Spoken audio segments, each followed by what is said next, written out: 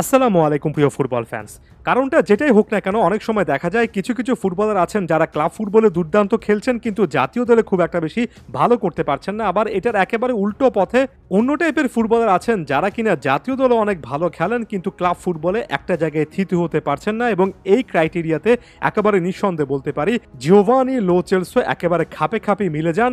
Argentina জাতীয় দলে যখনই জিওভানি লো চেলসো মাঠে নামেন তার একটা আলাদা রকমের উপস্থিতি মাঠের মধ্যে দেখা যায়। লিওনেল মেসির সঙ্গে ফাইনাল ধারে কানেক্ট করতে পারেন এবং একটা ম্যাচে গেম টাইম পেলে সেখানে আর্জেন্টিনাকে নানাভাবে সার্ভ করতে পারেন। অথচ সেই প্লেয়ারটাই একটার পর একটা জায়গায় যাচ্ছেন, একটার পর একটা ক্লাবে ভালো পারফরমেন্স দিচ্ছেন, তবে হুট করে হারিয়ে যাচ্ছেন, ইনজুরি সংক্রান্ত ইস্যুতে ভুগছেন এবং যখন কামব্যাক করছেন তখন কোচের সঙ্গে আসলে বোঝাপড়ার জায়গাটা আগের মতো থাকছে না। এবং নিঃসন্দেহে বলা যায় যে জিওভানি লো চেলসোকে কেন্দ্র করে ভক্তদের আক্ষেপের পরিমাণটা অনেক বেশি থাকে। প্রতিটা সময় মনে হয় তার ক্লাব চেঞ্জ করা উচিত, প্রতিটা সময় মনে হয় জিওভানি লো চেলসো তার প্রাপ্য সুযোগগুলো পাচ্ছেন না। খ্যাতনামা ফুটবল জার্নালিস্ট ফ্যাব্রিজো রোমানো একটা বার্তা দিয়েছেন, একটা সর্বশেষ টুইটে কিংবা একটা আপডেটে বলেছেন যে সত্যিকার অর্থে টটেনহামে বড় রকমের একটা পরিবর্তন আসছে। এতগুলো প্লেয়ার শেষ পর্যন্ত এই সিজন শেষে টটেনহাম ছাড়তে পারেন যে নতুন করে একটা স্কোয়াড তৈরি করার মতো ব্যাপার হবে, এবং সেই লিস্টে জিওভানি লো চেলসো আছেন, বেশ ভালোভাবেই আছেন।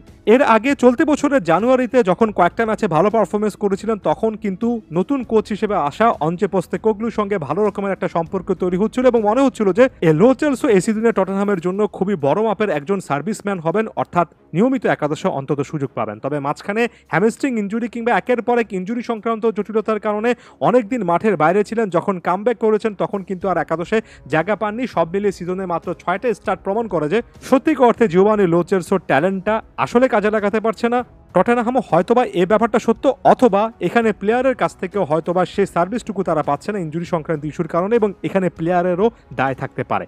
স্বাভাবিকভাবে প্রশ্ন আসে যে পরবর্তীতে কোন ক্লাবে যাবেন এবং ক্লাব চেঞ্জ করলে কোন কোন ক্লাবের অফার আসবে। এখন পর্যন্ত লো চেলসোকে কেন্দ্র করে একটা ক্লাবের নামই অনেক বেশি করে শোনা গিয়েছে, ক্লাবটার নাম বার্সেলোনা। এখন বার্সা ওই অবস্থাতে নেই যেখানে জিওভানি লো চেলসো কিংবা এই টাইপের কোনো একজন প্লেয়ারকে তারা টার্গেট করার মতো চিন্তাভাবনা করবে। এছাড়া লো চেলসোকে কেন্দ্র করে একাধিক ক্লাবের অনেক সময় আগ্রহ থাকলেও এখন পর্যন্ত নামটা অনেক বেশি করে আসবে না, যেহেতু লো চেলসো এমন টাইপের কোনো ইঙ্গিত দেখাননি। এবং এটা বলতে গিয়ে আমি একেবারে স্পষ্টত বলতে চাই, এখন সময় এসেছে লো চেলসোর নিজে থেকে একটা অ্যাপ্রোচ নিতে হবে এবং নিজের এজেন্টকে বলতে হবে তার জন্য যাতে করে বেটার একটা ক্লাব অন্তত গেম টাইমের দিক থেকে খুঁজে বের করা যায়। ক্লাবের নাম অনেক বড় হতে হবে ব্যাপারটা এমন নয়, তিনি যদি রেগুলার স্টার্টার হন এবং সেখানে যদি গুরুত্ব পান স্টার্টিং লাইনআপে, সেটাই লো চেলসোর মতো একজন ফুটবলারের জন্য যথেষ্ট হবে। এর আগে রিয়াল বেতিস, ভিয়ারিয়াল এই টাইপের ক্লাবগুলোকে Lo Celso possible loan destination হিসেবে বেছে নিয়েছিলেন কিংবা নিতে বাধ্য হয়েছিলেন বলা চলে।